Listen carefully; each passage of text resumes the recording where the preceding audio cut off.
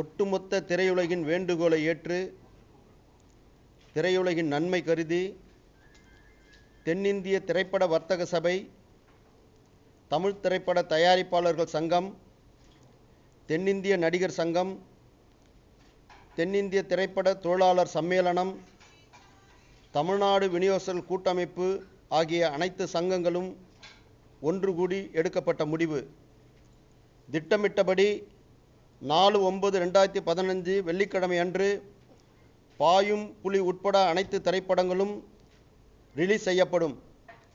தமிழகத்தில் உள்ள அனைத்து திரையரங்கு உரிமையாளர்களும் ஒத்துழைத்து படத்தை ரிலீஸ் செய்யும்படி மேற்சொன்ன அனைத்து அமைப்புகள் சார்பில் கேட்டுக்கொள்கிறோம்.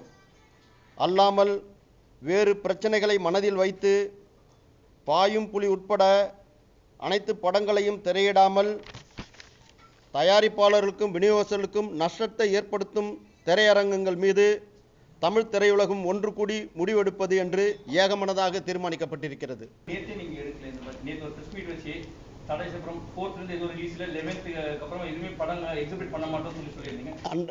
அல்ல, நேற்றைய சூழல் அந்த மாதிரி கட்டத்தில் அதாவது தயாரிப்பாளர் அந்த மாதிரி ஒரு பெரிய இழப்புக்கு சந்திக்கும் போது என்ன பண்ண முடியும்? அதே நேரத்தில் ஒட்டுமொத்த இண்டஸ்ட்ரி, தமிழ் ஃபிலிம் தென்னிந்திய திரைப்பட வர்த்தக சபையும், தொழிலாளர் சம்மேளனமும், நடிகர் சங்கமும், கூட்டமைப்பும், விநியோகஸ்தர்கள் கூட்டமைப்பும், தயாரிப்பு சங்கம் ஒட்டுமொத்தமாக ஒன்று கூடி இண்டஸ்ட்ரியுடைய நலன் கருதி அந்த மாதிரி பண்ணக்கூடாதுன்னு ஒரு கொடுத்து பின்னாடி இது எல்லா, அதாவது ஒரு ஏரியா தானே பிரச்சனை, அந்த ஏரியாவில் ஒரு சில தேட்டர் தானே, 4-5 தேட்டர் தானே பிரச்சனை, மீது எல்லா ஊர்லேயும் படத்தை திரையிடணும்னு கேட்டுக்கும்போது நாங்கள் அது சரின்னு ஒத்துப்பட்டோம். இல்லைம்மா, இது அதாவது ஒரு 6 மாதத்துக்கு ஒரு தடவை, வருஷத்துக்கு ஒரு தடவை இந்த மாதிரி செங்கல்பட்டில் மட்டும்தான் எங்களுக்கு இந்த மாதிரி ஒரு பிரச்சனை திரட்டன் வந்துன்னே இருக்குது. வேற எங்கேயும் தமிழ்நாட்டில் எங்கேயுமே எங்களுக்கு எந்த பிரச்சனையுமே கிடையாது. செங்கல்பட்டில் மட்டும்தான் இந்த சங்கத்து மூலயமா தான் எங்களுக்கு வருது. ஆனால் எல்லாரும் படம் போட்டு தான் இருக்காங்க. 4-5 பேர் மட்டும்தான் அதுக்கு ஒரு குறியாக இருக்கிறாங்க. அதுக்கு அடுத்த கட்ட முடிவு, இந்த படத்தை அந்த மாதிரி போடலைன்னா அடுத்த கட்ட முடிவு நாங்கள் கண்டிப்பாக ஒன்று கூடி முடிவு எடுப்போம்.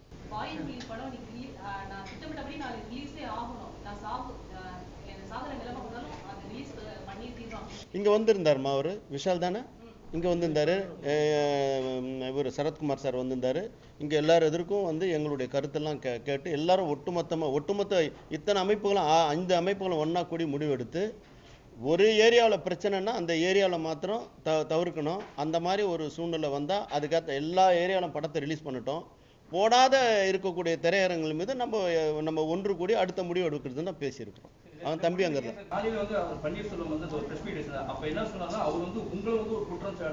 அது உங்களுக்கு சாதகமாக தான் நீங்க அவங்களெல்லாம் முடுக்குறீங்க, நீங்க ஏதோ உங்க சொந்த கம்பெனி அப்படின்றது தான் அவர் இன்னைக்கு பேசியிருக்காரு. இந்த பாயும் புலி என் கம்பெனியாக நீங்க நல்லா சொல்லுங்க. இல்ல கியூபுக்கு இப்போ என்னுடைய கரண்ட்ல எந்த படமும் எனக்கு ரிலீஸ் இல்லையே, அப்போ ஒன்றும் இல்லைங்க.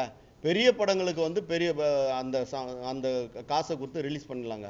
ஆனால் சின்ன படங்கள் அந்த பணத்தை கொடுத்துட்டு 3வது ஷோ, 2வது ஷோ, 8வது ஷோ நிறுத்தும் போது எவ்வளோ பாதிக்கப்பட்டிருக்காங்க. அதுக்கு தானே போராட்டம். ஆனால் அதை கியூபு எங்களுக்கு விலையை குறைக்கணும்னு பேச்சுவார்த்தைக்கு வராங்க. அதெல்லாம் ஒன்றும் இல்லை. இப்போ நீங்கள் திரையரங்க உரிமையாளர் எங்கள் போது குற்றம் சொல்லிட்டாருன்னா, திரையரங்க உரிமையாளரை நான் டெய்லி பூஜை பண்ணுறேன். எங்கள் ஆஃபீஸ் வாங்க, டி ராமானுஜம் திரையுலகின் தந்தைக்கு பட்டத்தை கொடுத்து அவர் படத்தை வச்சு பூஜை பண்ணுறோம். அதோட மட்டும் இல்லை, எக்ஸிபிட்டர் சங்கமே அவருக்கு செலவு வைக்கணும் போது மௌனம் காக்கும் போது என் சொந்த செலவில் தென்னிந்திய திரைப்பட சபையில் முன்னாடி டி ராமானுஜம் சிலை இருக்கு. அங்கே போய் பாருங்க, சிலை டொனேட்டட் பை கலைப்புலி எஸ் தானுன்னு இருக்கும். ஆக திரையரங்கத்தை தலையில் வச்சு கொண்டாடுறவங்க நாங்கள் எல்லாரையுமே. ஒரு சிலர் அந்த மாதிரி இருக்கிறதுங்கள திருத்தறதுக்கு தான் நாங்கள் கேட்குறோம், தவிர வேற எதுவுமே கிடையாது. அதே நேரத்தில் 23ஆம் தேதியிலேருந்து அக்டோபர் 23ஆம் தேதியிலேருந்து நாங்கள் ஒட்டுமொத்தமாக ஒன்று கூடி இந்த திரையுலகத்தை எந்த அளவுக்கு மீட்டு எடுத்து எல்லாரையும் காப்பாற்றணும், தயாரிப்பாக காப்பாற்றணுன்றதுக்கு ஒரு வரையறை பண்ணியிருக்கிறோம். படம் ரிலீஸ் தேதியை, படத்தை பூஜை போடுறதுக்கெல்லாம் எப்படி அந்தந்த வகையில் அவங்களுக்கு தற்காப்பு நடவடிக்கை எடுக்கணும்னு ஒரு முடிவு பண்ணியிருக்கிறோம். அது ஒரு நாள் உங்களுக்கு எல்லாத்தையும் விளக்கமாக சொல்லுவோம்.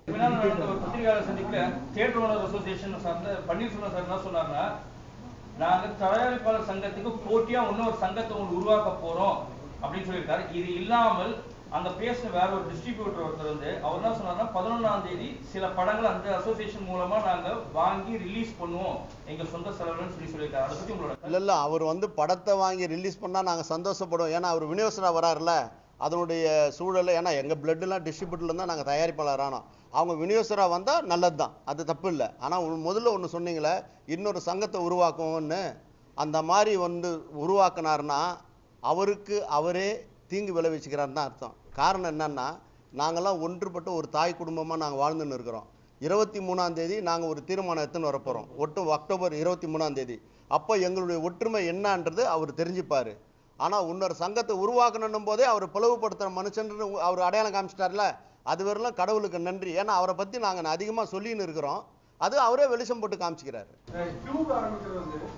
தயாரிப்பாளர் சங்கத்தின் மூலமா ஆரம்பிக்க போறீங்களா இல்ல உங்களுடைய தனிப்பட்ட பன்னீர்செல்வம் குற்றச்சாட்டு வந்து நீங்க தனிப்பட்ட முறையில் ஆரம்பிக்கிறாரு அப்படின்னா நாங்கெல்லாம் வட்டிக்கு வாங்கி வியாபாரம் பண்ணிட்டு இருக்கிறோம், படம் எடுத்துட்டு இருக்கிறோம், புரியுதுங்களா? கியூப்லாம் ஆரம்பிக்கலாம் கிட்டத்தட்ட ஒரு 300, 400, 500 கோடி ரூபாய் பணம் தேவைப்படும். அதுக்கெல்லாம் நாங்கள்லாம் 5 கோடிக்கும் 10 கோடிக்கும் ஆளாக பறந்துன்னு இருக்கிறோம். அதனால் அவர் சொல்கிற கூற்று தவறானது. ஏன்னா அந்த மாதிரி காலகட்டத்தில் நாங்கள் போகவும் மாட்டோம்.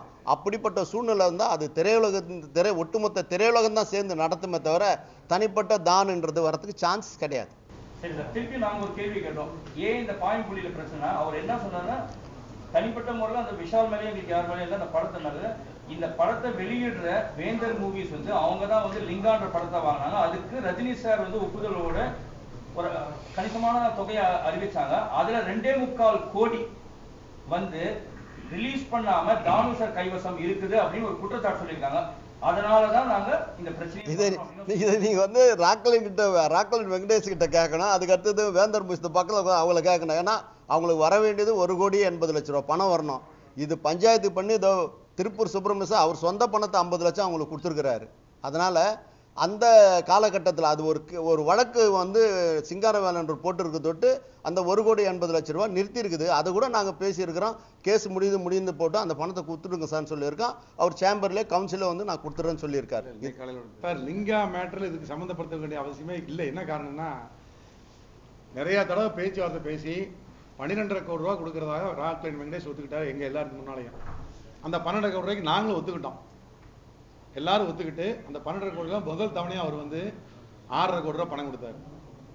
முதல்ல ஒரு 70 லட்சம் கொடுத்தாரு, அப்புறம் ஒரு 6.5 கோடி ரூபாய் கொடுத்தாரு.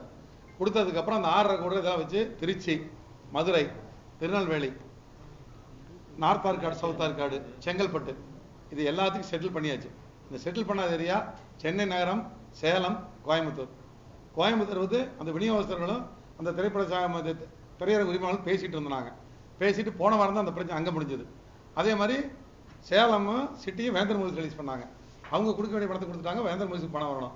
இந்த 2 பணத்துக்குமே சிங்காரவேலன் ஒரு கேஸ் போட்டிருக்காரு. அந்த கேஸ் முடிஞ்சா தான் திரும்ப ராக்லைன் கேஸ் சொல்லியிருந்தாரு. இதை நாங்கள் வந்து ரஜினி சார் கொண்டு போனோம். அவருடனே ராக்லைன் கூப்பிட்டு அந்த கேஸ் முடியுதா இல்லையா அதை பற்றி நீ பார்க்க வேண்டாம், இந்த பேமெண்ட்டை கொடுத்துருன்னு ரஜினி சார் சொல்லிட்டார் அவர்கிட்ட. அவர் இன்னைக்கு காலையில் கூட பாம்பேலேருந்து பேசினார். மீட்டிங் நடந்துட்டு இருக்கும்போது, சார் நான் பாம்பேயில் இருக்கேன், நாளைக்கு ஈவினிங் பெங்களூர் வந்துடுவேன், நீங்கள் எப்போ வரீங்கன்னு சொல்லுங்கள், வந்து இந்த மேட்டரை முடிச்சு கொடுத்துருன்னு சொல்லியிருக்காரு.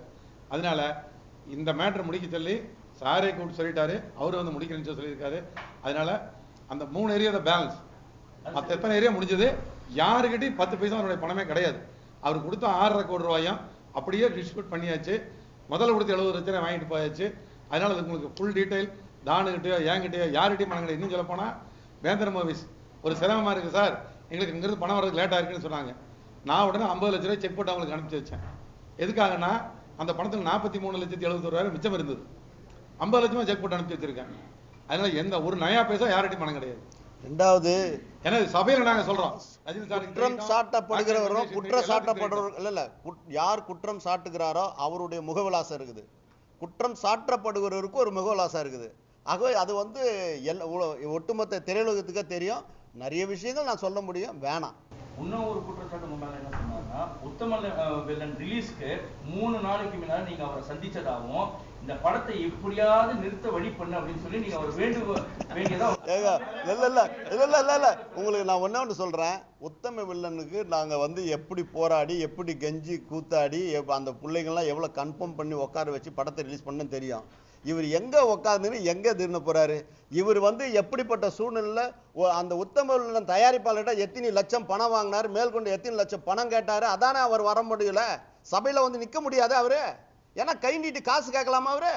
வேணாம் வேணாம் வேணாம். உன்னை என்கிட்ட ஆர்டிஜிஎஸ் நம்பர்லேருந்து இருக்குது, வேணாம் விட்டுடு. தொட்டுட்டா அதிகமாக பாதிக்கப்படுவார், வேணாம். அதை பழகுனதுக்காக நான் முக விலாசம் கொடுத்து விட்டுடுறேன். நீ சொல்லுப்பா, என்ன சொன்ன? இப்போ தயாரிப்பாளர் சங்கத்தை இரண்டாக பிளவு பண்ணி நாங்கள் ஒரு சங்கத்தை உருவாக்கிடுவோம், அதில் ஒற்றுமை குலைப்புன்னு சொன்னாருன்னு சொல்கிறீங்களா? அதுக்கு தயாரிப்பாளர் சங்கத்தின் சார்பாக ஒரு தெளிவாக சொல்கிறோம். இந்த நிர்வாகம் பொறுப்பேற்றுக்கிட்டு இருந்து தயாரிப்பாளர் நலன் கருதி பல்வேறு திட்டங்களை வகுத்து ஒற்றுமையாக செயல்பட்டு இப்போ கடந்த வாரத்தில் கூட ரிலீஸில் வந்து விளம்பரத்தை எப்படி கட்டுப்படுத்துறது முறைப்படுத்தி எல்லா தயாரிப்பாளரும் ஒற்றுமையாக அதை செயல்படுத்திக்கிட்டு இருக்கிறோம். இது கிளைமேக்ஸாக இறுதியாக ஒரு சூழ்நிலை அக்டோபர் மாதம் 23ஆம் தேதி இந்த தயாரிப்பாளர்கள் ஒட்டுமொத்த திரையுலகத்தின் நன்மை கருதி படங்களை வெளியிடுவதை நிறுத்துவது என்று முடிவு செய்திருக்குது. அந்த ஒற்றுமையை அதில் காமிப்போம், எந்த அளவுக்கு ஒற்றுமையாக இருக்குதுன்னு பார்ப்போம். முடிஞ்ச அவரை உடச்சி பார்க்க சொல்லுங்கள். அதே போல் வந்து நீங்கள் ஒரு சொன்னொரு குற்றச்சாட்டு வந்து நீங்கள் ரஜினி சார்கிட்ட வந்து பிளாக்மெயில் பண்ணி இப்போ படம் வந்து இனி ரிலீஸே ஆக முடியாது, என் வழியாக வந்தால் மட்டுமே அந்த படம் ரிலீஸ் ஆகும் சொல்லி பிளாக்மெயில் பண்ணி காட்டி. பாவம் சார், சார் அவரெல்லாம் பேரெல்லாம் வேணாம், தயவு செய்து வேணாம் சார், பாவம் சார், அதெல்லாம் விட்டுடுங்க. ஏன்னா அது பிளாக்மெயில் பண்ணுற அளவுக்கு அவர் அப்படிப்பட்ட வேணாம் சார், அது கோபுரம் சார், வேணாம் சார், அது ரொம்ப தப்பு. அதனுடைய பலாபலனை அவங்கவுங்க அனுபவிப்பாங்க, அவ்வளோதான் சொன்னேன். சத்தியத்துக்கிட்ட போய் எங்கேயுமே போய் கீறி பார்க்கக்கூடாது, அது கஷ்டத்தை தான் கொடுக்கும், நஷ்டத்தை தான் தரும். எவ்வளோ இருக்குது நம்ம சொல்லக்கூடாது. ஒரு தேட்டர் கட்டி 5 தேட்டர் கட்டுறது எப்படின்றது விநியோகத்துடைய பங்கு இருக்குது, அதெல்லாம் சொல்ல வேணாம். மீரான் சார் தெருவு அழுவோம்.